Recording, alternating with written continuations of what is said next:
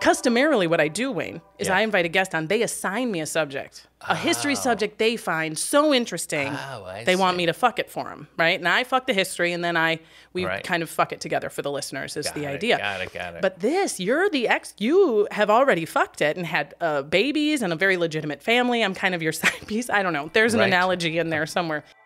History, I'd like to follow me down the rabbit hole. History, I'd like to, frankly, I want to know. The history of stand-up. Oh, this is such a great episode, and I'm so glad you're here. Now, the world has had comedy, of course, forever. I have no doubt a caveman did a silly impression of a woolly mammoth. But the term stand-up and stand-up comedy as we know it today is less than 100 years old. And the journey it took from minstrel shows to vaudeville, to the radio, through the television, and onto Netflix is a fascinating story, and I probably have the best possible person with me to tell it. Wayne Federman has been working in stand-up for over 40 years. His acting credits include Curb Your Enthusiasm, Step Brothers, 40-Year-Old Virgin, and many more. And he has even more writing credits, including several episodes of Late Night with Jimmy Fallon. He is also a professor of stand-up and performance at the University of Southern California, USC, and our conversation is a blast. So, pull up a seat. Don't forget our 2-drink minimum as HILF presents The History of Stand-Up. Let's get started. Wayne Federman, I am delighted that you are here on HILF. Tell me, have you, and you can be 100% honest, have you heard any of the episodes of HILF before? I have not. Mm-hmm. I have not. I don't. This is the thing about, I don't usually swear in my act, so this is going to be really fun for me. Oh, you're clean. Not always, but yeah. I mean, it's... Do you find that you yourself are generally just, you don't have a foul mouth, and therefore your comedy isn't... Mm-hmm. Mm-hmm. But not that in any way. Like, I was just watching a comedian named Sam Kinison, who I adore, and he would swear quite a bit. So it has nothing to do with like, oh, these words, I can't handle it. Yeah. There's no judgment. I'm just like, all right, let's do it. I'm also looking at him. He's wearing the shirt. It says USC School of Dramatics, and I have your credits right here. So you teach at USC. Yes, I teach and you're tell me, stand-up and performance. What is that? Well, now I teach 2 specific classes. This is all new. This is all new. I used to just teach one. And believe it or not, there's a stand-up program at USC. And so there's a stand-up one, like an introductions to stand-up. And then if you take that class and successfully pass it, you get a chance to study with Wayne Federman and stand-up too. Wow. And do you find that most of your students, their aspiration is to themselves become a stand-up comedian? Well, I specifically named the course, I had them rename the course, Stand-Up to Becoming a Pro. So my whole focus is on that. So there's always a few that want to do it, and a lot of people who are just like, oh, I had a good time in stand-up 1, I'm an engineering person, this might be fun to do. So not all of them want to become a pro, but that's how I focus the course. I feel like if I was a parent of a student going to USC in 2022. Yep. That's how you say it, 2022? Is that how I say it? Yeah. What do you say? Well, so some people call it 2022. 2022, 2022. Yeah. Yeah, I guess I'm a 2022 gal. Right. I say 2022. So everyone has their own system. With a question mark, I like that. Yeah. 2022. In the year of the tutus, I would be simultaneously delighted that my child was interested in stand-up, and also like, why am I paying all this money for you to go to USC it's way too much. to take a stand-up comedy class? Well, I think it's not. Yes, it's ridiculous. Obviously, the amount of money they pay is ridiculous. But at least they know they're going to get that back when they become a professional comedian. You know, I don't think they pay by unit. I think they just pay for the quarter and then like take as much as little as they want. That'd be great. We had to pay by credits. You did? Yeah. That's Minnesota style. That is Minnesota style, those Midwest hacks. And you also do a podcast called The History of Stand-Up with Andrew Stephen. Yes. I listened to a couple episodes of it. It was great. Oh, you did? Oh, yeah. Thank you. Yeah, it's very produced show. It's not like this. No. Like, it takes us a long time. It takes us about 50 hours to get a 45-minute episode. Holy shit. Crew. Music and things. Yeah. It's edited and things and finding clips. It's like... And it's great. Oh, and one of the things I love about it is what my listeners will not be having, which is all the clip. Like, you obviously do the curating of finding the audio clips and the segments of all of these people. So my listeners should go immediately over to History of Stand-Up podcast with Wayne Federman and Andrew Steven and get all that stuff. And you yourself have been a comic performing in the clubs for almost 40 years. Yes. Yeah. It seems, Still plugging away. Still plugging away. Like an idiot. Just like, I know. I can't. Like, how many times can the industry say no? I don't know. A lot. Listen, the other night, do you know Marty Ross? Yeah. Marty Ross, very, very funny comedian. He's 82 years old. He was on America's Got Talent. He's very funny.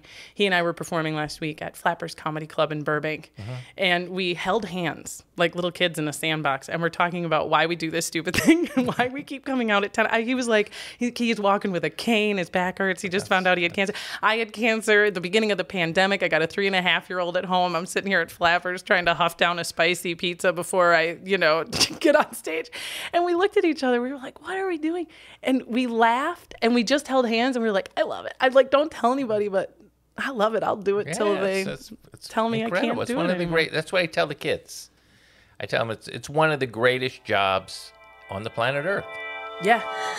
My history with you, Wayne Federman, is we were on the same show. It is called Storyworthy. Christine Blackburn produces it. She does a live version at the Hollywood Improv, The Lab. And then she also has a podcast where she interviews people about their stories and their interesting stuff. And you were a panelist, and we had done some live ones. I'm not going to brag. I won 4 times. Yeah. But you were the live judge in the theater, and then we did a Zoom during in the height of COVID. Yes. We did a Zoom one, which I bombed. I just kind of stared at my hands and told some story, and that's okay. But during that Zoom show, Christine introduced you as the author of the book, The History of Stand-Up, and my eyes lit up, and I put my head down, and I'm looking around because I'm on my phone ordering your book, History of Stand-Up. I mean, it's almost written for you. It was written for me. And then you posted a very evocative picture that I saw and loved. So thank you. That's true. That's right. I was licking it. Yeah. I was, and I did, and I will again. And I sent copies to people, and I do teach myself. It's a fast read. It's only 150 pages. It's great. So in this podcast, listeners, it's going to be slightly different because I am not probably, almost assuredly, going to be telling my guest anything he does not know about the subject at hand. Maybe you found us some...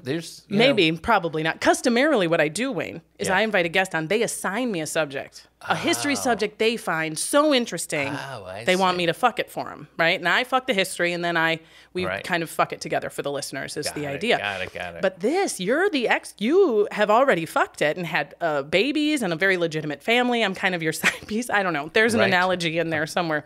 But what I'm going to do is kind of talk about some of the coolest things that I learned from your book, and I have a lot of questions. Let's do it. Why and where we got the term stand-up. Because this book is not the history of comedy. No, very specifically not the history of comedy. Right. Because so yes, it's specifically stand-up. Which is why I think the origin of the term is really important. And there's 2 theories. At least you have in your book, there's a couple of theories. Yes. And the first theory is that comes from agents, bookers, that they had to sort of differentiate from a Charlie Chaplin or a musical. Right, yeah. There were acts that did pantomime to records or something like that. A comedy act with a partner in a booth, like a heckler guy. They would call them stooges. That's where the 3 stooges came from. Oh, right. It would be a plant in the audience that would heckle the person. But a stand-up was somebody who just worked by himself, didn't have any music, didn't need anything except the microphone. And that was a specific kind of comedian. And it would be important for them to have this term because they'd be talking to theaters about, you don't need music cues, you don't need the size of your stage, so that it's a useful term. This book, yes. And that's a great, and that's probably the accurate theory. The one I prefer, though, is the second one you talk about, which is the mafia. Yeah. So tell us about the mob and Vegas and how the stand-up term may have come from there. It's even before Las Vegas, which was built in the 40s. Started to be built in the 40s, still building it if you ever go out there. Right. But there was something called Prohibition, which went from probably the early 1918 probably to 1932. 1919 to 1934. So during that time, there was a lot of illegal drinking, especially in hundreds of these, they were called speakeasies.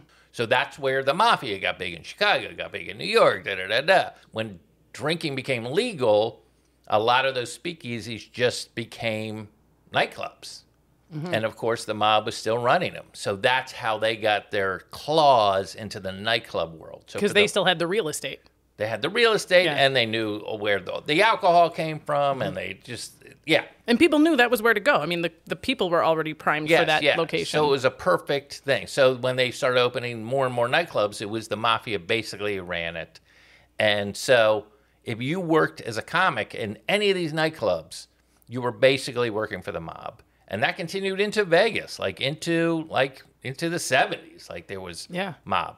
Jay Leno tells a joke about his early days being picked up by the mob and how he had said, I'm already booked somewhere else. And then he gets a call. They were like, you're booked with us now. Yeah. We went ahead and fixed that for you. All right. I'm going to do, I know you like stories. There's I do. this crazy guy. He's not in my book because he was like a singer who became a comedian. Yeah. But his name was Joe E. Lewis. Not Joey, but Joe E. Lewis. Okay. And he was a singer in Chicago and got booked at some club and then got a better offer for $1,000 a week instead of $600. Like, I'm going to go to that. And the guy was like, no, you're not. And they cut his throat. And left him for dead. It's a miracle he lived. And then because he couldn't sing anymore, became a stand-up. Oh, man. Left that out of the book. Oh. That's how much information is in there. Yeah. See, it's 150 pages. Could have been 157. Yeah. The mob also handled boxers, and they would refer to as a boxer who just not like run, who would just stand in the middle of the ring and punch. He was called a stand-up boxer. And there's that, and one comedian from that era thinks that's how that term came about. It can't hurt. You like that one? I do. Yeah. I mean, I like them both, but that's the one I'm going to tell people. Okay, I like it. But I will tell them it's the second theory. There's a couple of theories, but this is my favorite. But the important thing is the term didn't come around until the late 40s. And there were people doing stand-up before it was called stand-up. The first guy, God, I loved reading about this guy, Artemus Ward, whose real name is actually Charlie Brown. Correct. Charles Brown. Who would have guessed? Fantastic. And Artemus Ward didn't have the sweater with the jaggedy thing. Sadly, no, a real miss on his part. Yeah. Full head of hair as far as I could see. Nice mustache. Yeah. But he started by writing letters, satirical, funny letters for Vanity Fair that took off. Well, it was before Vanity Fair, just for a paper in Cleveland called the Cleveland Plain Dealer. It still exists. Oh, yeah. Still a newspaper. Hey. So he would write these funny kind of letters, and they went viral, whatever that was. At the time, there was something in a newspaper. You could print it in your local newspaper for free. It was like a law back then. Yeah. So he became famous as a funny guy, he's this funny writer guy. And there was a number of them. He wasn't the only one, but... And the funny, if I'm not mistaken, was sort of like Rosanna Dana in that there were real deliberate misspellings and very deliberate mispronunciations that heightened the misunderstanding of the author in a particularly hilarious way. They don't really translate, and this is something I talk about to the kids. It's in the book. I'm going to talk about that stand-up comedy in particular doesn't really, as a rule, doesn't really translate out of its generation. Mm-hmm. It sort of goes bad like milk. It's just that's because it's specifically all the terms, all the things you're making fun of are for that time. So Artemus Ward, he's making $12 a week. Yeah. And he's a famous guy, and he has to cover the local entertainment scene. So he goes to see a minstrel show, and then one of the guys in the minstrel show, which was this kind of blackface entertainment, huge in America, huge around the world, a first huge big entertainment export. He sees a guy, and he's doing some of his bits from an Artemus Ward letter from the newspaper. That's me. That's my stuff, right? Yeah. Yeah. So and was that when he really realized that my written humor can get on its feet and be on stage? 100%. That's a great way to put it. And why is that guy doing it and making the money I can be doing it? Over here, But what I love is that, and tell me if I'm mistaken, is that he was the first one that when he took it on stage as himself, he didn't do it in a minstrel show. He went on a lecture circuit. Yep. And it's so compoundingly funny to me, and it sounds like the audience too, because he billed himself as a serious speaker. He sort of put out posters ahead, sort of advertising that he was going to be there. No, so but people knew he was a funny guy. Oh, they knew Artemus Ward was a satirical. Yes. Okay. So, but his presentation was still as if he took himself very seriously. The character believed he was a lecturer. Yes, yeah. Except the whole gimmick was he would never talk about the topic of the lecture. That's what was it. Babes and what was the subject? He says his first was like Babes in the Wood. Babes in the Wood, which was I think a poem. It's like a famous thing. But at the time, there was this lecture circuit called the Lyceum Circuit where like people would talk about the Revolutionary War or botany or astrology. It sounds like a podcast. No, it's actually like what's the word for it? Like TED Talks. It's like an hour TED Talk. So people would pay a quarter or 50 cents and listen to somebody because we're trying to educate.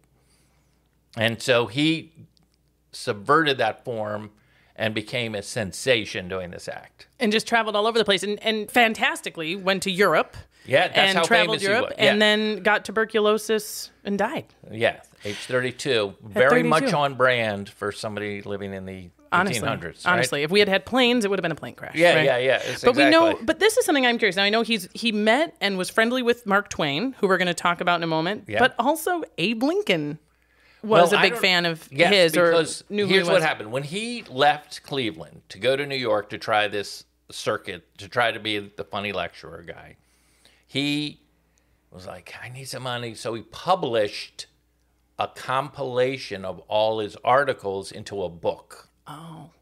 Am I saying that right? Yeah. So Lincoln loved that book. A collection of his funny letters. Yeah, and supposedly before he did the Emancipation Proclamation, read from the book to his staff. He was a huge fan. And Mark Twain met him and dug him and is not said it was the funniest guy he ever saw. And Mark Twain, he was still Sam Clemens at this time, was a very funny guy also. Well, and I love Mark Twain. My interests collide.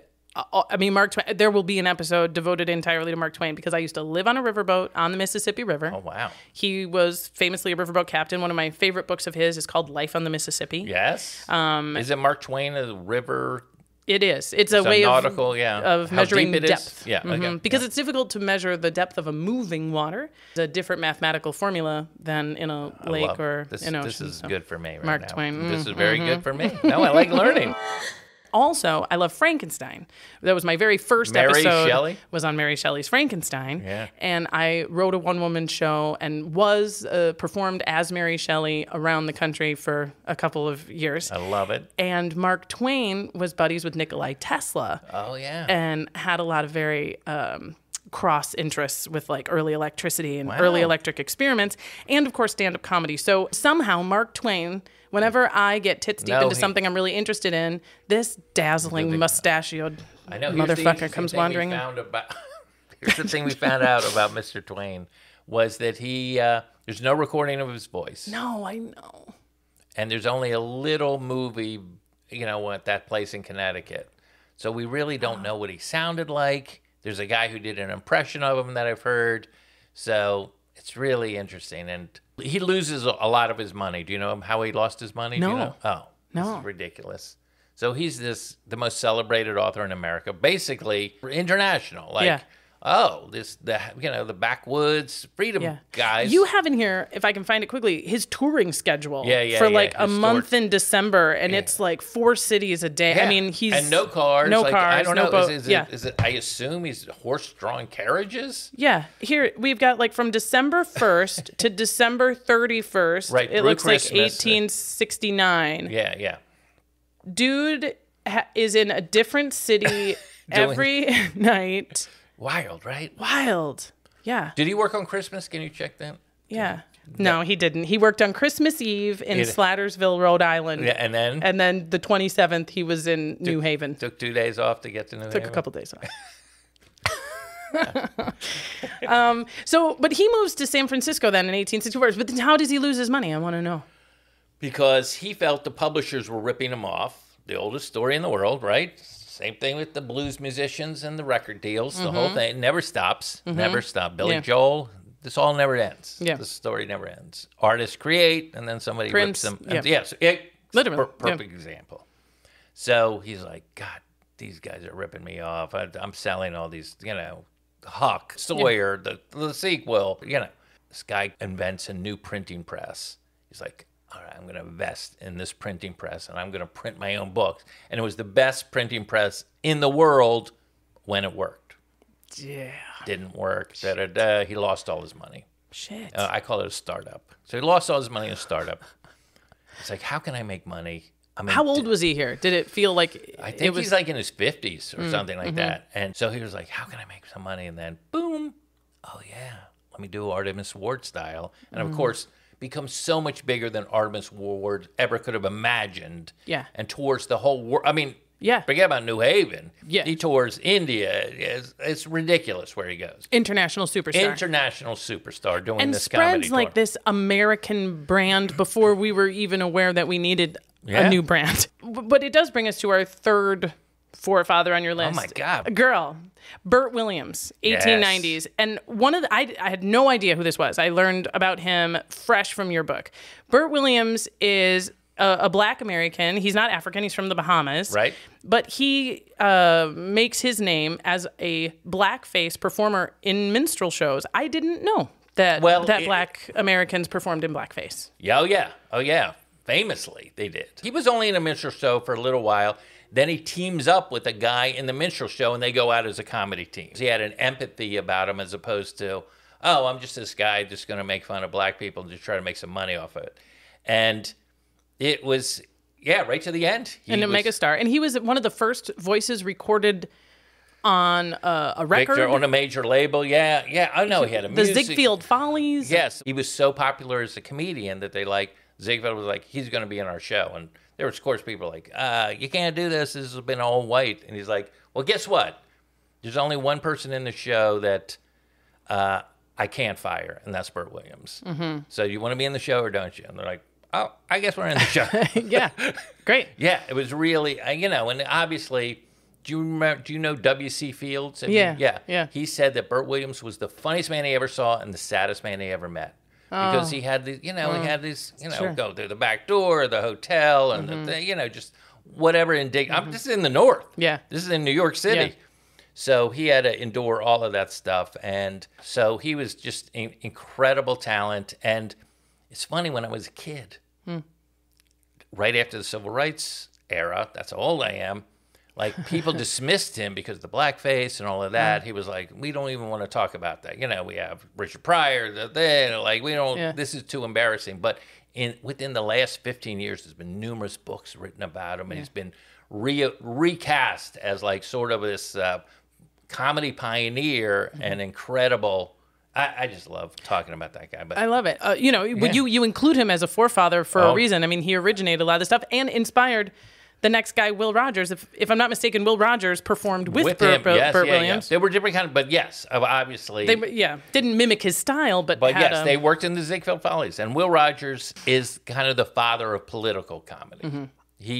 He had his thing. It's like, all I know is what I read in the paper. And he would chew gum, and he'd be an all shucks kind of guy. He's from Oklahoma, actually, before even Oklahoma existed. And here's something that's not in the book that will be in the new version whenever I get around to writing that. I just read a quote from him. He said, the joke will be funnier if it's fresher.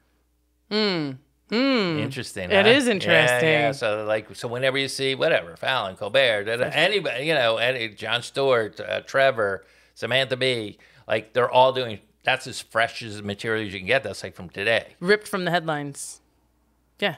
Will Rogers is the first one to do this. Yeah, and also the first one to host the Academy Awards. And he was the first to perform jokes about the president to the president. Yep. It was Woodrow Wilson. Yes. And I find that in Baltimore, yeah. And if any president deserved a little lampooning, gives that so interesting. I was just reading a poll of historians of the great presidents, and I'm really surprised he still is really up there. With the bad ones? With the good ones. No. Yes. I'm telling you, I'm just reading it yesterday. Ugh, they're wrong. Okay. I'll talk to him. Okay. I mean, he was all right. I just feel like...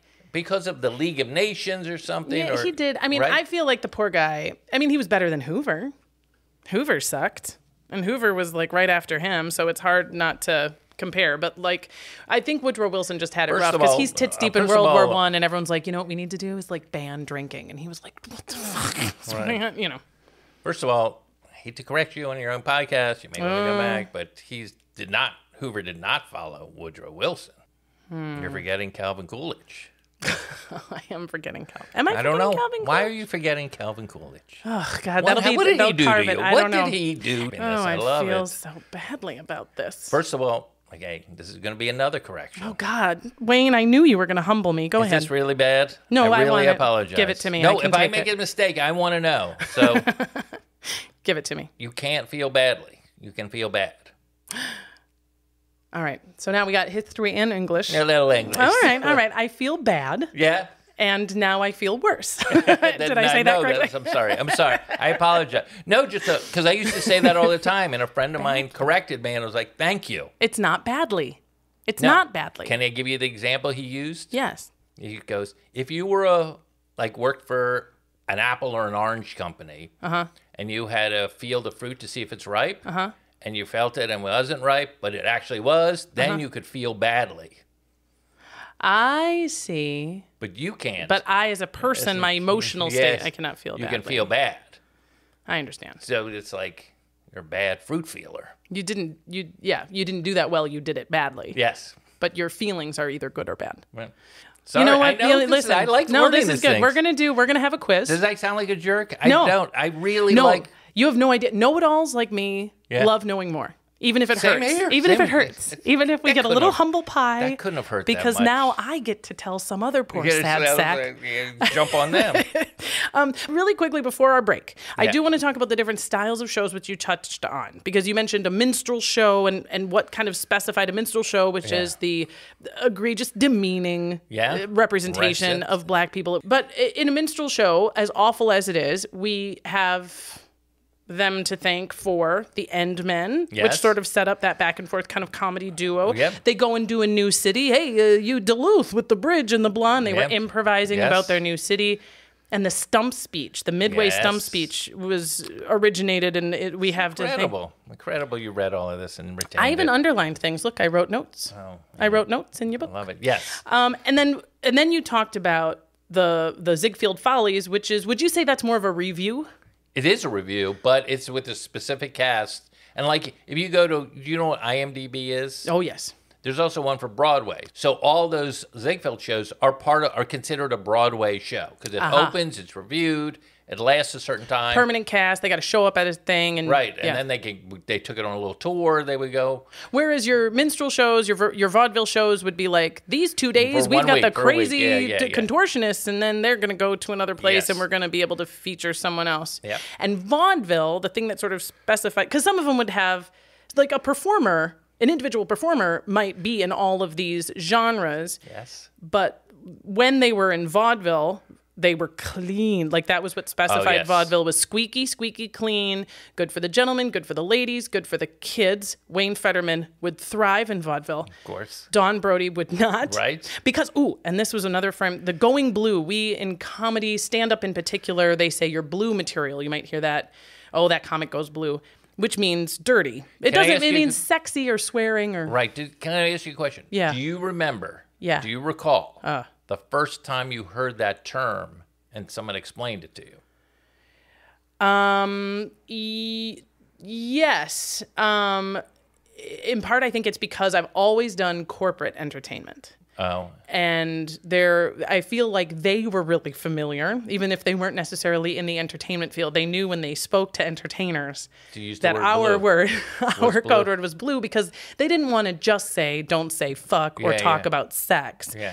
Going blue sort of covered So politics, right. And at that sex. time you were like, oh, I guess, yeah. Yeah, but it wasn't. Explain to me that blue just means being dirty, naughty, whatever. But the origin of where that came from, I learned actually from your book, Yeah. which is. Do you want to tell it or should No, I? I want you. I couldn't be. This is, I'm beaming. Look You're at my getting face. it back. You're getting it back. So but- if you were in a vaudeville show, specifically vaudeville, because they billed it as clean, and it was really important to them that it stayed clean, Polite. and they were Polite. Yep. They didn't want to offend, and they were selling tickets. Let's not make a mistake here. It was about keeping the audiences coming. That if you as a performer had done something impolite, whether what body, maybe your costume, it could have been something, whatever. You got an envelope, a blue envelope. Inside, they had detailed the elements of your bit that they found objectionable, and your job as the performer was to change it, because if they saw it again, you were fired. Right. That's perfect. Yeah. Yeah. Oh, A+? Yes. Yay! I live for those. That's awesome. Yeah. And burlesque, then, of course, is show me them titties. Well, Maybe not the whole titty, but... yeah, and it eventually became strip teasing, yes. But there was... comedy was a specific... that was another kind... there was a little more sketch comedy than the stand-ups. But there were stand-ups that definitely worked in burlesque. And if it was a real act, we might go, yeah, okay, we're going to book you on this circuit. And then if you do well and get good reviews from the managers, you can move to a bigger circuit. The big time. Yeah. And the big time, you're doing fewer shows a day, you're getting paid more. That's what you want. Yeah. Hot damn. You know vaudeville. I love this stuff, man. I didn't know, for example, the Marx Brothers were basically 3 racial stereotypes. You've got Groucho is kind of a German stereotype. You've got Harpo is an Irish style guy, and Chico is Italian. And that people at the time would have recognized, oh, this is the Italian guy, the Irish guy, and the German guy. It's so fantastic. And this is the start of, in a weird way, cancel culture in stand-up. In that, especially Irish groups and Catholic groups were like, when they would see Irish stereotypes, they're like, God, we just came over here from... We're hungry. We were hungry. The potato. We're trying to get a foot. We can barely be a cop here. Like, we need some shoes. I'm going to the vaudeville thing, and the Irish guy is a drunk and a thing. And like, can we stop this? Yeah. And they would, like... I don't know if they picket theaters, but they'd say they would, like, throw a stink bomb in the theater or something like that. Like, it was a real thing. Wow. I didn't know that. Yeah, people were offended. Was it primarily the Irish, or did the Italians and the German? It was. I mean, it tended to be. Because the Irish were so discriminated against. In general. Yeah, I think they were very And we're like, well, you know what? We're going to do this for about another 120 years, and then we're going to see if maybe we can start doing something different. But even then, comedians were like, "Oh, you can't do comedy anymore. What? I can't do my Irish bit anymore." Yeah. So nothing really changes. Nothing really changes. Well, and it brings us really into the women, because still, I mean, and I take no offense to it, but I can see and I can empathize the, like, Monty Python's representation of women, which they always did fairly well. I mean, I didn't feel necessarily like it was a lampooning of women. Right. It was more... there were like these hot, fuckable women that were like the objects of desire in their sketches, or they dressed as these really reasonable, intelligent, well-spoken women, but they just couldn't somehow see their way to have a woman be funny. Yeah. And so that was always a bit of a painful point. But there were Fanny Brice. You mentioned briefly, she's one of my favorites, of course. Oh. Barbara Streisand represents her in Funny Girl.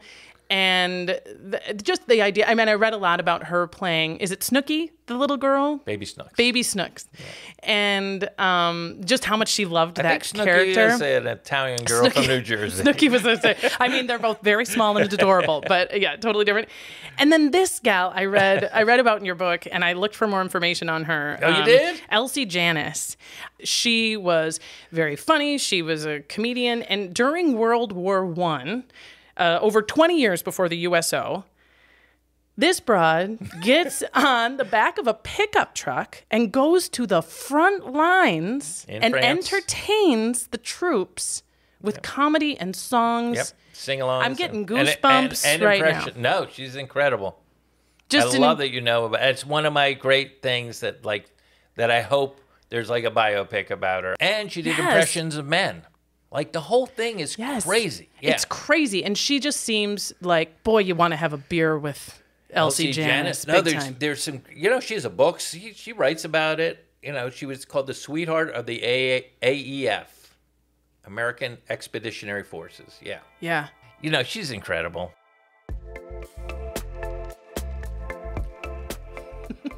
Can you believe it? Elsie Janis. I mean, by now you've got to be just itching to get your hands on Wayne's book. Do it. It's a quick read, and it'll make you sound so smart at parties. And speaking of parties, we've scheduled our first ever live recording of HILF. Yes! You will see the wild gestures that accompany this voice and hear all the bullshit I usually edit out. It's happening on May 26th in Glendale, California, and you're invited. For more information on who will be there and how to get tickets, just... Follow me, follow me, follow. Follow me, follow me, follow me, follow. Follow me, follow me, follow me, follow. Follow me, follow me, follow me, follow. We are now back. Okay. Now, here's what I want to do for the second part, Wayne. I know. Holding on. Hold on to that microphone. So we get into kind of the technology. I feel like starting in sort of post World War I, kind of between the world wars, like so much history, and especially a lot of American history, it runs parallel to our technological innovations and sure. how the art form evolves along with our stuff. And in 1913, we get the record Cohen on the Telephone, which you describe as a Hebrew dialect individual, a comedian who's the bit is he's a first-time telephone user talking to his landlord. Yep, trying to talk to his landlord. Yeah. Hello, are you there? Hello. What? What number do I want? Well, what numbers have you got? And people fucking loved it. They lost their minds. And there were covers. This was the thing that blew my mind. People would do covers of comedy albums, which the only thing like that I've heard of today is sometimes the comedy club in town, Burbank, Flappers Comedy Club, will do Dead Comedians Night. I love it. I would love to go to that. Yeah, Dead Comedians Night. And so the bit is like the first time, maybe the only time in your career that you are allowed to do someone else's material. Yeah, and Rodney Dangerfield, Mitch Hedberg. I mean, people are... And sometimes they're doing impressions of the comedian, but sometimes they're just doing the bits, and it's huge. It's hilarious. But other than that, I mean, the idea of a comedy cover seems so foreign to me. I just throw this out as a possibility? Yes. If you think of, You're a Grand Old Flag, George M. Cohan song. That came out, a lot of people covered that song. Yeah. I feel like it makes sense for the origin of it because you're sort of doing like, you play the violin, I play an Irish guy. Right. You play the piano, I play a bumbling hick from wherever. And so if you can play this instrument, you can play this character. Yeah. But it would seem to me that once comedy got more personal, where I'm telling you my specific observations that originate from me and my life experience and my unique, hilarious view on the world, it would feel more like theft for you to take 100% than to just be the Irish guy. Yeah. Yes. And I think it was like Lenny Bruce was like one of the first to write stuff that was so specific to him that I want to get this quote right, but someone said that it went from stealing comedy material went from being a misdemeanor to a felony.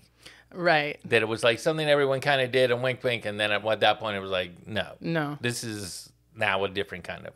Well, and also we talk about Lenny Bruce, actually, a previous episode about the history of the F word ended up being sort of the history of profanity. Oh, yeah. And one of the ways that you can I love the different streams that run into this. It's really almost fun. like a river. It is. Hey ho, one of my favorites. I think that people's relationship to the profane kind of explains where some of this stuff comes from. Because after the records, we get the radio 1926, NBC, never stopped after that. You talked a little bit about the nightclubs and how Prohibition got us into the nightclubs. And I do want to stop just for a heartbeat and give a little love to the MCs, because this is my bread and butter. When I'm not doing the podcast and when I'm doing stand-up, 60% of the time I'm an MC, and I love to MC. And for those of you who may not be in the world of comedy, the MC is the first person to get on stage. They generally welcome the crowd, and then depending on the structure, they're usually introducing the lineup.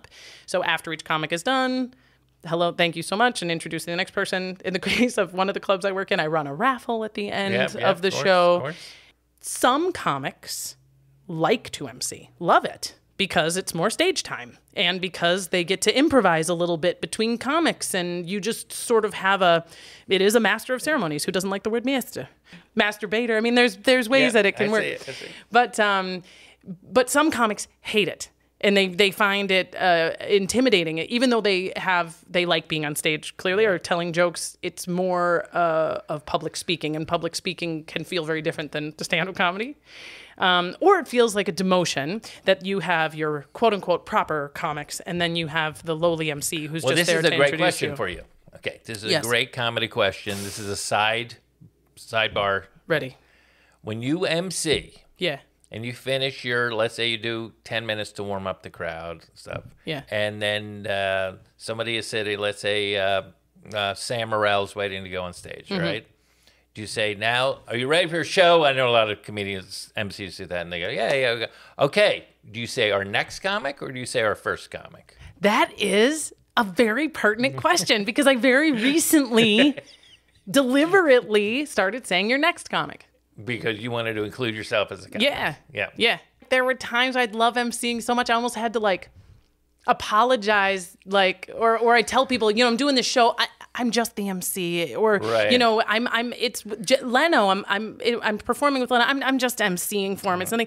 And when I read your book, honestly, I was like, God damn it, the MCs are a thing. And I was reading about Jackie Gleason and Nipsey Russell, these house MCs who seem to really like embrace being the captain of the ship and running their show, and so I've puffed up a little bit now in the role of MC. Well, yes, there's certain rooms where the MC is the funniest person on the show. What I like about it too is the chemistry of it, because if someone bombs, Right. has a really rough time, you really don't skewer them. At least I don't. I don't want to be like, that poor piece of shit really sucked. Don't you guys hated that, didn't you? Right.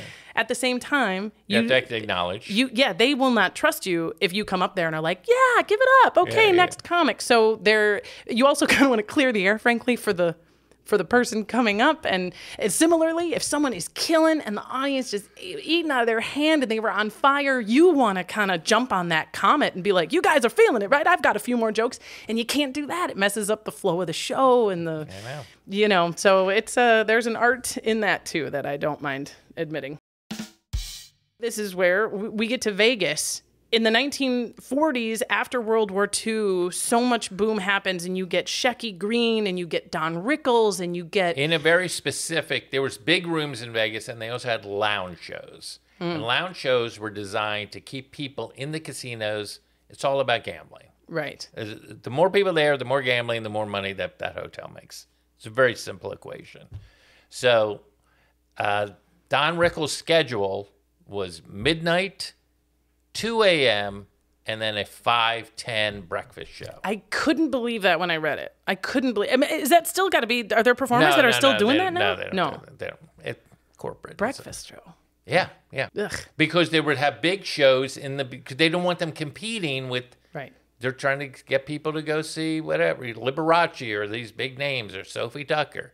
So they would have these comedians in these smaller areas, the lounge, and he would do more what I call up close comedy or table comedy. So that's how that kind of improvisation, and you've seen crowd work comedians. Totally. And there were like it felt like there were sort of two things that seemed to sort of appropriate, like why the schedule was there. One was they don't like anyone thinking about the time. I mean, if you have a show that's starting at 2:30 in the morning, you just don't feel like it's that late, right? Because things are just getting going, and And they're pumping oxygen in, and And it was also, it felt like a response to some of the radio was making sure things were really clean. Right. Oh, yeah. It was definitely and they were able to say what they wanted. And also, the performer. So let's say Sinatra is playing the main room. He would come to the lounge at 2 o'clock and sit and get heckled by Shecky Green or by Don Rickles. So now they're like, oh, my God, we just saw this guy in the thing. This is so cool. What's happening here? I'm going to stay up and gamble a few more hours. Yeah, right? If Frank Sinatra would go to the table, they wanted the entertainers to go to the table. They're like, oh, my God, I'm gambling next to Dean Martin. This is ridiculous. That's what we call a string of luck. Maybe you should ride this lucky trail.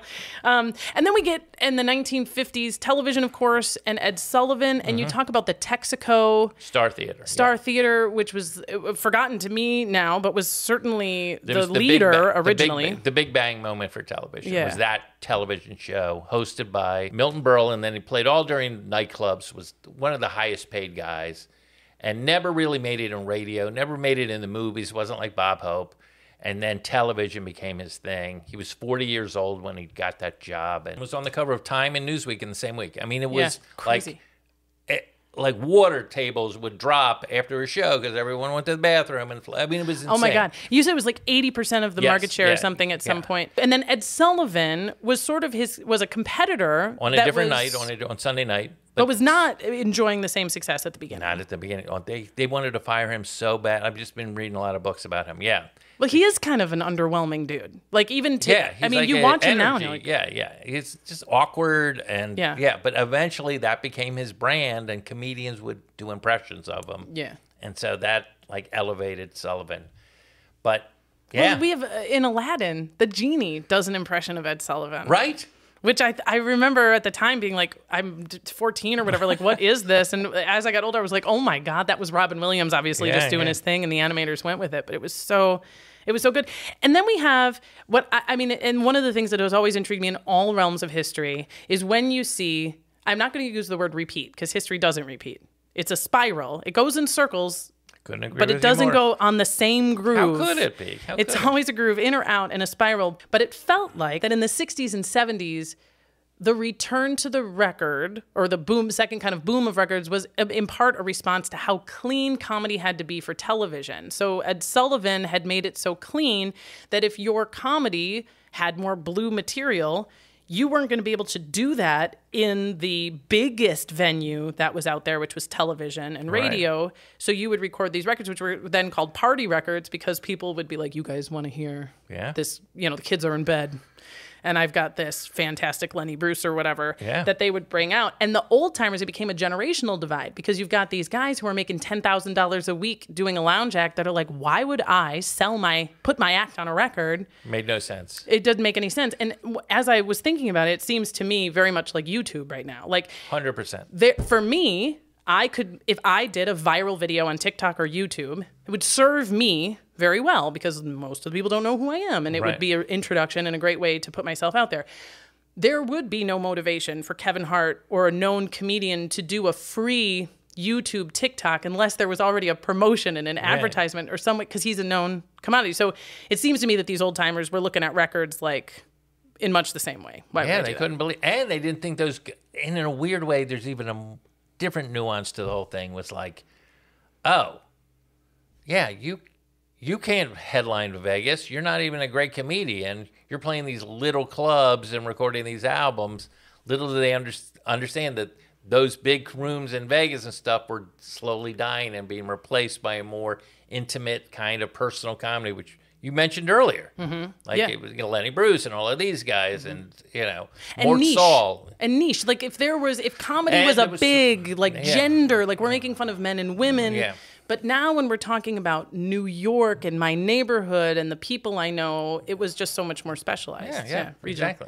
And then 1970s, we get TV again with the Saturday Night Live, and the Tonight Show moves from New York. Late night television. Those are both late night TV shows. Yeah, that's right. But it was like comedy's new little hobby hole. Well, there had been the Tonight Show in the 60s that had comedians on and stuff. So it wasn't new, but it got huge in the 70s especially when Carson moved to LA. And inviting people to come and to the couch and all of that. But he had done that before in New York, but it just, for some reason, it was just a perfect convergence. We're off to the races. And the boom of the 80s, the technology is what ushered this in. Any place you say that had a liquor license, access to talent, a working microphone, and some tables and chairs could be a comedy club, and was a fairly successful comedy club. People were going to see comedy.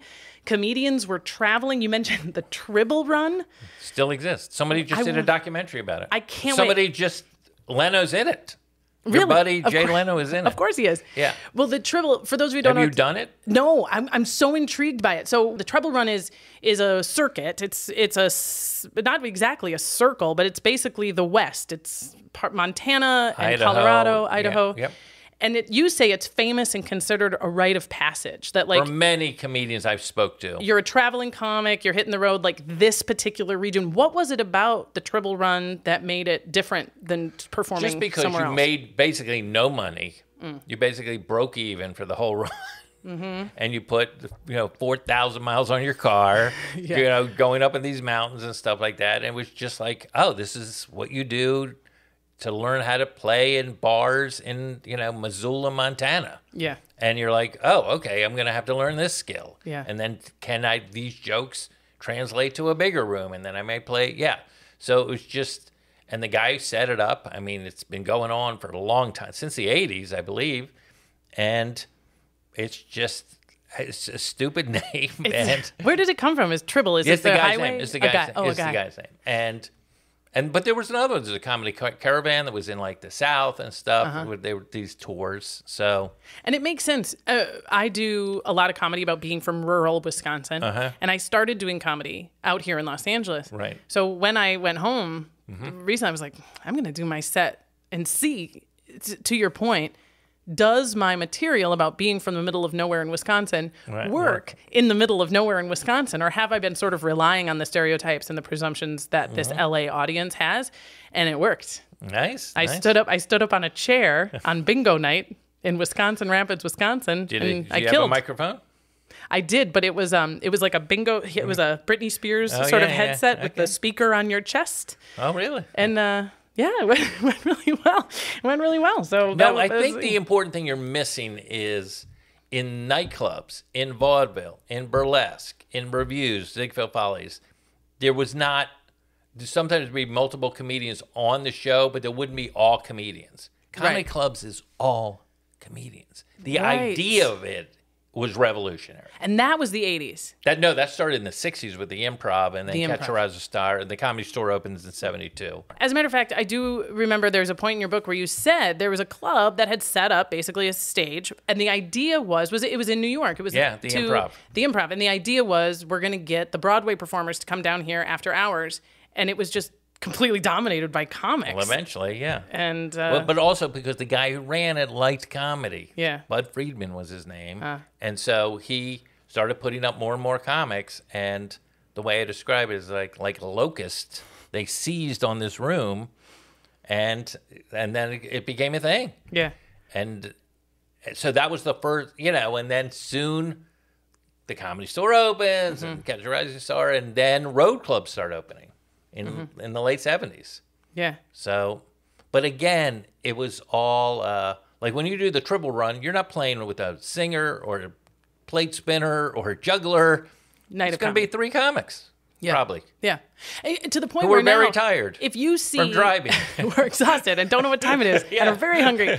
When you see still in a comedy club somebody come up with a guitar, people go, oh. Yeah. And it's still. Or a dummy or something. Yes. Ventriloquist is the word for it. Or just your a comedy partner. Yeah. Yes. The idea that it's just all comedy was just revolutionary. And then the comedy festival started too, Just for Laughs in 1983, right? 1983? It started, but it was only for French and that's right. Euro people. And then it expanded to half and half. Oh, Right, where they would do, they would do like half English and half French, and now it is arguably for comics. Again, if listeners who aren't in comedy, the Just for Laughs Comedy Festival in Montreal is still considered kind of a gateway, and that if you can get there and if you do really well, for a lot of people that can be the beginning of there's something very important that happened in the 90s. They started doing something called New Faces. So that was a specific you are. This is your chance to get in front of the industry and sort of get a great foot on the ladder. Yeah, and Tomlinson, who are some other ones that came out of there? Came out of New Faces? Yeah, it's the list of everyone. Is ridiculous. It's all of your Kumail, favorite comics. It's Nanji. I mean, it's like everyone did new Chappelle. I mean, it's just ridiculous. And then we had one of the things I loved going through was sort of comedians in sitcoms and how that has just been a hand in glove from the beginning. You talk about Jackie Gleason in the 50s, Andy Griffith in the 60s, Bob Newhart in the 70s, Bill Cosby and Roseanne in the 80s, Seinfeld and Martin in the 90s. I mean, obviously this is not an exhaustive list. David Spade and Ellen in the aughts, Louis and Jon Stewart in the 10s. I mean, it's not obviously, as a consumers of television and especially anything that is destined to make us laugh, we just want the personalities of these stand-up comedians. Yeah, but they can't, the whole point is that they have an advantage over those actors in that they already have a persona that's been market tested on the triple run, on the thing, in Wisconsin. We've been across the country, right? Yeah, you're already when you've seen comedians that audiences don't respond to. Oh yeah, yeah. So it's so if you're already getting laughs, you've already half of the sitcom game's over. That's why the show Seinfeld was so important because he had been fired from another sitcom called Benson because he couldn't act. So the genius of Seinfeld is they built an incredible next level comedy talent all around him. So he didn't have, all he had to do was play a guy named Jerry Seinfeld. Who was a comic. Right. It became a money-making machine for NBC. And they're like, you don't even have to really be a great actor to do this if we handle this correctly. Right. And some were good. I mean, Ray Ramano is excellent. Yeah. So, and Roseanne. And Roseanne is excellent. Excellent. And I remember, because Roseanne was very reflective of my city and my life and the jokes between my parents, even rural Wisconsin, just being heavy and poor. Right. You know, was like, hey, oh my God, like fat, funny, poor people are the stars and those are my people. No, that show was so revolutionary. Oh my God, it was so good. I remember my parents got divorced when I was 10 and my mom's new boyfriend had cable. That is when I fell in love with stand-up comedy because it was Caroline's Comedy Hour and the evening at the Improv. Yep. And I would just watch it end So you might have seen a young end. Wayne Federman. I probably did. My journals are very detailed. I will take a look. No, I did like 7 or 8 evening at the Improvs. Wayne, here's what would happen to me. Acne prone, home perm, very sad. Mom and dad are divorced and I'm just watching comedy all the time. And I would watch these. Who do you remember? I remember Sam Kinison. Hard to forget. I remember him because he was so funny. Course, I remember Paula Poundstone. So what year is this? You're 9? No, let's see. This would have been 1990. Oh, wow. 1990, 1995-ish. Let me see. Who else do I remember seeing? Jeff Foxworthy. Yeah. I remember seeing then. And who is the guy who he got big, he's a ventriloquist. Jeff Dunham? Yeah. Yeah. Who I didn't think was funny then, and God love him. I wish him no ill will, but I remember thinking, God, I don't think I like ventriloquists. And then I didn't see him again for like 30 years, and then like 10 years ago, I was like, he was on every billboard, and he had this like incredible, and I was like, those are the same puppets he was when I was 10. He like, didn't have the terrorist puppet back then. Maybe not the terrorist puppet, but the ones on the, there were... Didn't have Ahmed, the dead terrorist. Oh, man. Anyway, those are the ones I remember. But Wayne, watching... The packed crowd, which is, I mean, I was from the middle of nowhere, so just a room full of people was very exciting. Right. And kind of empathizing that moment when they would walk from the back of the theater through the crowd onto stage, I just thought, oh my God, that has to be the best, worst moment of your life. Yeah, it's pretty good. It is. Yeah. I write it at the end. I said, terrifying to thrilling. Right? Do you write that down? Yeah. Am I wrong?